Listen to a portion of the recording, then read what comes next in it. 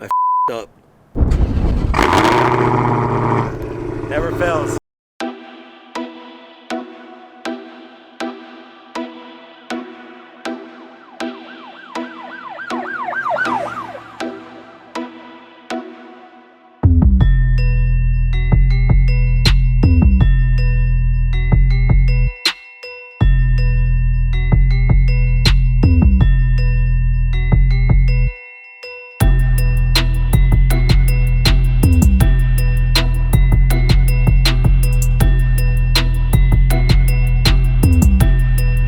Okay, we have a problem. So yesterday I took my car to Texas Dodge because obviously the PSI keeps dropping on all the tires. And you know, it's getting cold, it's getting hot, and at night it's cold, in the day it's hot. So I figured, okay, the tires are probably just reacting to that. So I figured they'd swap them out.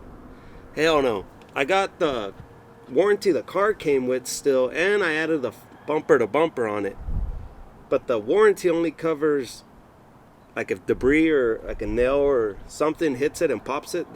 They don't cover wear and tear, you know. So now here's the problem. I have the Pirelli tires on it, the 305s, and they quoted me $1,000 for 2 tires on those, or I could get the Nitos, the all-season tires, for $650, or the Pirelli all-season for $1,050. Here's the problem though. Those tires that I have on right now, the middle's already all bald. I bought some Mickey Thompsons the week that I got the car, or the week after. Those tires were about $800 for 2 tires, but I bought those to take them to the drag strip. But the drag strip closed the week I got the tires because of this whole quarantine and coronavirus thing. The whole drag strip closed, everything, obviously everything closed. So now I'm stuck with the Mickey Thompsons, and I don't want to put those on here because I don't want to wear those tires out and then everything opens up and now I got to buy another set of drag tires. So I'm going to push these Pirellis to the max pretty much, which I don't think it's going to last much longer, but hopefully in the next few weeks, or hopefully soon, as soon as I find out when the drag strip's for sure going to open, I'll throw on the Mickeys. So let me show you. The middle is completely bald. Not completely, I mean, I guess there's a little bit of something there, right? Nope, there's not. I mean, I should have probably taken better care of them. Hey, but I was excited. I mean, you can't blame me for that, right? All right, so the first thing I love about my Hellcat is, they're not in a specific order. I love a lot of things about this car, but I'll tell you 5 just for this video. The lights on this thing. Isn't that cool? I'm a little colorblind, so to me they look like light yellow, orange, but maybe y'all that can see everything better can tell me. And check this out right here. There's actually a Hellcat right there. You see that? And this is actually an air vent for the engine. It's not how mean it looks from the front. You see that? The second thing I love about it is the whistle the supercharger makes when you accelerate. So watch this, especially with the cold air intake that I barely put on it. It makes it sound way better. When you hear it, like while you're in another car and it passes you, it sounds badass. So I picked this car up in Lansing, Illinois, which is outside of Chicago, southeast Chicago. I picked it up, and this is the third thing I like about it. It's actually really comfortable.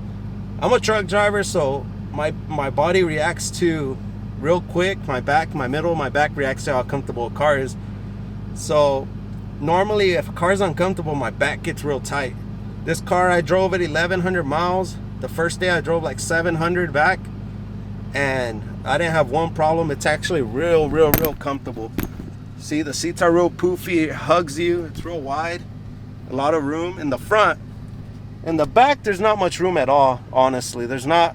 I mean, yeah, it's a back seat and everything, but a full-grown person, I can't see him being that comfortable back there because there's not much leg room. But as far as the driver and a passenger, yeah, it's amazing. So that's the third thing I love about it. That's actually real comfortable to drive every day. You could use this as a daily driver. So the fourth thing I love about this car is all the cool little custom features it comes with it on the dash. So for example, like you could set all your settings right here. So you go to Okay, so you could drop it from 700 to 500 horsepower, your transmission, and it explains to you what the difference is. So on transmission, see, if I want to lower it to sport, it tells you faster shift speeds, some comfort trade-off, fastest possible shift speeds on track mode. Street mode is more like just your everyday driving. Street mode is more of your everyday driving type of features, but like your paddles, not paddles, I mean, we know what the paddle shifters are. It's traction. The traction control, sport is reduced traction, but not as bad as track mode. Track mode is minimal traction, which that's what you use when you're racing. Then you got your suspension. Suspension, firm as possible suspension under track mode. And then on the street mode, obviously, it's the more comfortable ride. And then your steering with the track mode, everything, the wheel tightens up. Street mode is more of the real loose, you know, like I said, your everyday driving, you know. You don't want to be driving in. I mean, some people drive it in track mode every time. I do it sometimes. But street mode is just way more comfortable for your everyday commute. And then you also got this right here, which is the performance pages. The performance pages pretty much is how you can see how your car is performing. It has a dyno and everything. So check as soon as it loads. All right, so you could go home. You can see, look, as soon as you rev it up, you can see your horsepower, your torque, the gears you're in. Then you got your timers, your 0 to 60, and this is real easy to use. As soon as the car starts moving, it starts reading it right here on the miles per hour. So you can literally launch it at any moment and it'll record your 0 to 60 time. I've never really actually done an actual 0 to 60, but and then you got your gauges right here, your oil temperature, oil pressure, coolant, battery voltage, and I think it has more actually. See, transmission, boost, air, fuel, coolant, and your intake. So I'm still trying to figure out what that little camera is right there. The little camera, I thought it was like a camera for when you race that you can mount. Maybe I'm wrong, I don't know. Then you got your G-force. I'm not even gonna lie to you, I mean, I can see what it means and everything, but I need to learn more about that. Then you got your engine. See, it shows you your horsepower, pound-feet of torque. See, as soon as it reacts with the car, so that's pretty cool. Then you got your dyno, so it tells you exactly like how much horsepower, how much torque you're using. See, so see how that works. And then obviously you got your heated seats, all that, your media, your climate control, which I didn't know these had heated seats. You got your launch control button right here. So launch control pretty much is this. So where's the SRT? Where's it at? Race options. Launch control is you put it in launch control, and the thing it does, it'll bring your RPMs up to, like, it's set at 1500, so it'll bring them up to 1500, your RPMs, and then you let go of the brake and it'll launch it. If you want to start it at 1500 or 2000 RPM, it just depends what you want to do it at. So that's set at 1500, I believe that's the standard, and you can manipulate it from there up and down. You want to launch at a higher RPM or a lower, it just depends. And you can launch it through here, and you also got the shift light, or you could actually launch it through right there. So you hit the launch button and see, obviously it's, you throw it in drive, press brake quickly, and apply full throttle. So that's the fourth thing I love about this car. All the little race features, all that little stuff it has I think it's pretty cool.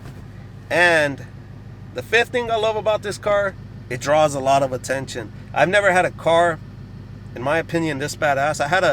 The other sports car I had was a 2017 5.0, and I love that car. I just love how that car completely looks. This one is just completely different. It's a whole different deal. It feels badass. I'm not gonna lie, it feels badass. I bought the car because I absolutely fell in love with it. I don't even know where I first saw it. I think I saw it on I saw 21 Savage. He bought a Demon, and I started looking into that car, and I didn't know that car was that badass. So then I started looking at the Hellcat. I started listening to it in a lot of songs, and I started looking at the price range. I was like, well, man, I can afford this car. So that's why I bought it. The more I looked into it, then I learned more about it, and I saw all the performance features, the horsepower and everything. But the way I found out about it was through really the music and all that. All these rappers started rapping about it. sipping lean. Hellcat faster than a demon. Uji. But yeah, that's my fifth thing, honestly. Yeah, it catches a lot of attention, and it's pretty cool. It's a pretty cool thing.